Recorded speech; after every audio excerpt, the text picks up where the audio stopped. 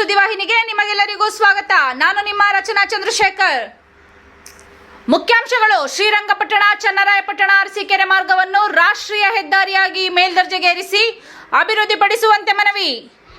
ಕುಡಿದ ಮತ್ತಿನಲ್ಲಿ ಕಾರು ಅಡ್ಡಗಟ್ಟಿ ಗುಂಡು ಹಾರಿಸಿದ ಯುವಕ ಅರೆಸ್ಟ್. ಶ್ರೀ ಡಿ ಅಶೋಕ್ ಅವರು ನಿಧನ. ಶ್ರೀರಂಗಪಟ್ಟಣ ಚನ್ನರಾಯಪಟ್ಟಣ ಅರಸೀಕೆರೆ ಮಾರ್ಗವನ್ನು ರಾಷ್ಟ್ರೀಯ ಹೆದ್ದಾರಿಯಾಗಿ ಮೇಲ್ದರ್ಜೆಗೇರಿಸಿ ಅಭಿವೃದ್ಧಿಪಡಿಸುವಂತೆ ಮನವಿ ಸಲ್ಲಿಸಲಾಯಿತು.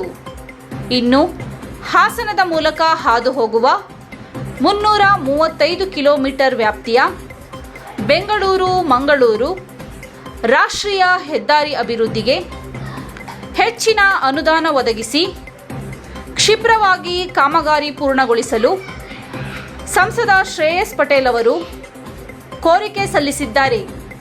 To upgrade the Srirangapatna Chandrayapatna Arsikere road as a national highway, to expedite the financial of DPR of fund allocations to construction of 335 kilometers, that is Bangalore Express Highway via Hassan, which covers major stretch of my constituency, madam. ಕುಡಿದ ಮತ್ತಿನಲ್ಲಿ car ಅಡ್ಡಗಟ್ಟಿ ಗುಂಡು ಹಾರಿಸಿದ ಯುವಕ arrest.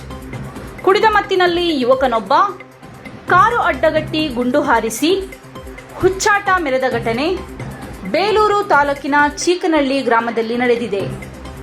ಗುಂಡು ಹಾರಿಸಿದ ಆರೋಪಿಯನ್ನು ಪೊಲೀಸರು ಬಂಧಿಸಿದ್ದಾರೆ. ಬಂಧಿತ ಆರೋಪಿಯನ್ನು ಮೂಡುಗೆರೆ ತಾಲೂಕಿನ ಕಸ್ಕೆಬೈಲು ಗ್ರಾಮದ ರೋಷನ್ ಎಂದು ಗುರುತಿಸಲಾಗಿದೆ.